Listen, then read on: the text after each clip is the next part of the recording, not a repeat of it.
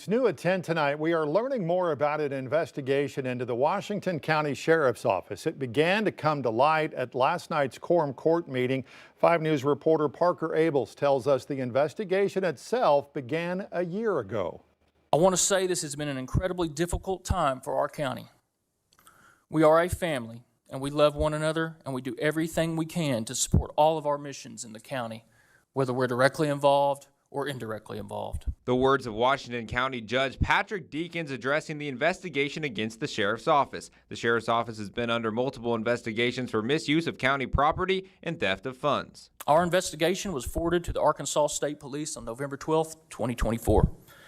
A special prosecutor was assigned, and we have received a letter dated July 2nd, 2025 from Special Prosecutor Jason Barrett, who found part of the investigation did not rise to criminal prosecution. However, just because the investigation did not rise to criminal prosecution, that doesn't mean the department is off the hook entirely. Accusations that did have merit would be better handled by the civil procedures and the provisions of an illegal exaction, and that further action should be considered by the civil county attorney's office. County Circuit Clerk Kyle Sylvester says this is something he's never seen before.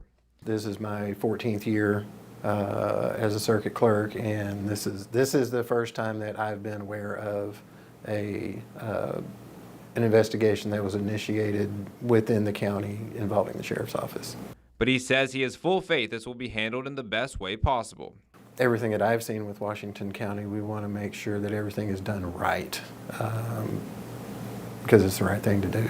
Judge Deakins says he wants to make sure everyone knows they have a zero-tolerance policy for these actions, and they will do their best to represent the county well. Our commitment to safeguarding the interests of Washington County remains unwavering, and we will continue to hold ourselves to the highest standards of accountability because that is what you, the taxpayers, demand. In Washington County, covering news where you live, Parker Abels, 5 News. If you want to learn more about this, the documents in the case are available to you. All you have to do is reach out to the Circuit Clerk's office for a free digital copy of those documents.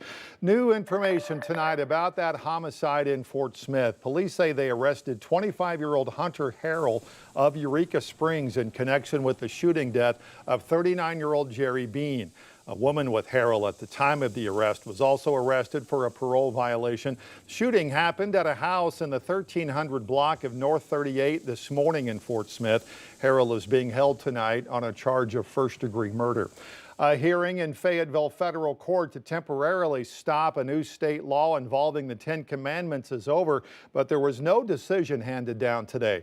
A group of Fayetteville parents sued the district, saying that law is unconstitutional. It requires the 10 Commandments be displayed in classrooms and libraries and schools across the state. John Williams with ACLU Arkansas says it all boils down to what parents should teach their children. We have some clients who are religious, but they don't adhere to this particular version of the 10 Commandments, and they want the right to educate their children in religion the way that they want to educate their children in religion. They don't want the public school to do that in one state-sanctioned way. That new law, by the way, set to start August 5th, and Williams says he hopes between now and then there is a decision made to temporarily keep it from starting. Funeral held today in Rogers for the former amateur wrestler who was shot and killed on Highway 12. Kevin Nickel was found shot in the abdomen on July 11th and later died at the hospital. He was affiliated with the Ozark Mountain Wrestling Group. People knew him by his wrestling name, Ivan Warsaw. Knuckles Madsen and Killer Nichols. Tomorrow night, a tribute wrestling show for Nickel will take place at the Rogers Convention Center. First match starts, by the way, at 7 o'clock. And as for the investigation, Benton County Sheriff's Office says there are no updates at this time. President Trump has ordered Attorney General Pam Bondi now to release pertinent grand jury records related to Jeffrey Epstein.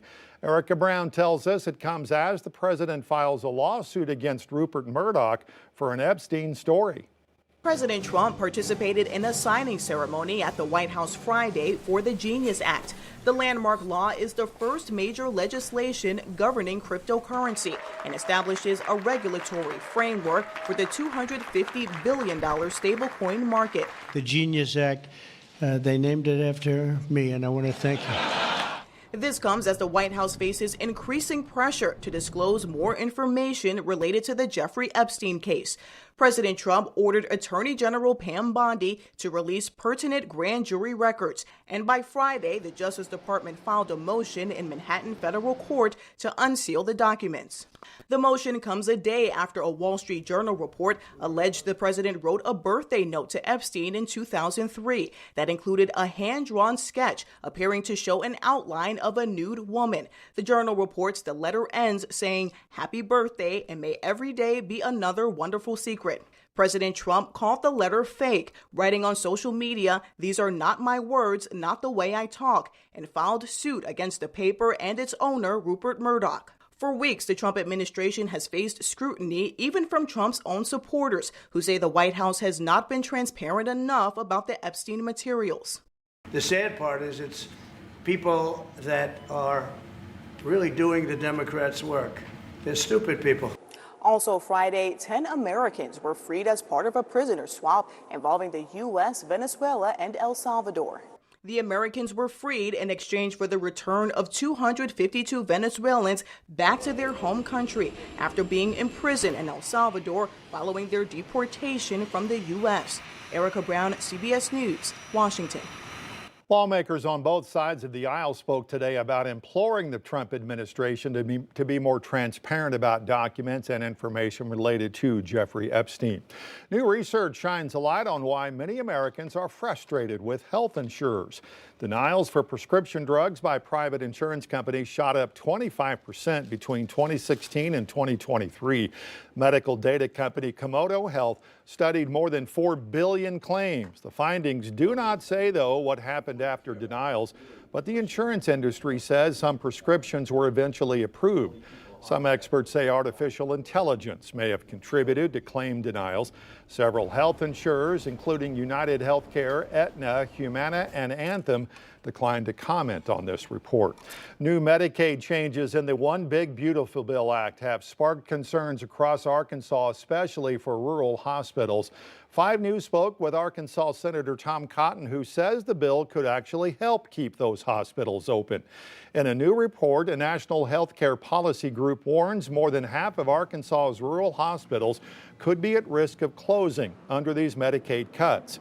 In response to those concerns, Senator Cotton says the bill sets aside $50 billion specifically to support rural hospitals, including in Arkansas. It's designed to help rural hospitals, of which we have so many in Arkansas, who have had struggles in the past, well before this legislation was enacted. The legislation, I think, will actually be good for our rural hospitals in the long run because it concentrates Medicaid benefits on the people who need it most, while also providing for that rural hospital fund. Senator says Arkansas has already moved to tighten Medicaid rules and says the new law will ultimately strengthen rural health care in the state. Police investigating a deadly explosion at a Los Angeles County Sheriff's Department training facility. Jen Sullivan says 3 sheriff's deputies were killed this morning in what's being called a critical workplace incident. Emergency responders in the Los Angeles area rushing to the scene of a reported explosion at a training facility for the LA County Sheriff's Department. An explosion with 3 down. Fire is also notified. That 911 call notifying responding emergency crews that 3 people were killed. All of them members of the Los Angeles County Sheriff's Department working in the arson and explosives unit. There's definitely a black cloud hanging over the Los Angeles County Sheriff's Department. This is, unfortunately, the largest loss of life for us as the LA County Sheriff's Department since 1857. The explosion happened just after 7:30 a.m. local time Friday at the Pascailuz Center Trading Academy, which is 6 miles east of downtown LA. The Sheriff's Department says that facility houses the department's special enforcement units and bomb squad. The 3 deputies killed had decades of service with the Sheriff's Department. Between all 3 sworn members, they had served our community proudly for 74 years. Officials say it appears to be an accident, but it's unclear exactly what happened and what caused the explosion. Our intent is to look at this from the very beginning and figure out what is it exactly that caused this tragic event. LA County's homicide unit and the FBI are investigating. I'm Jen Sullivan reporting.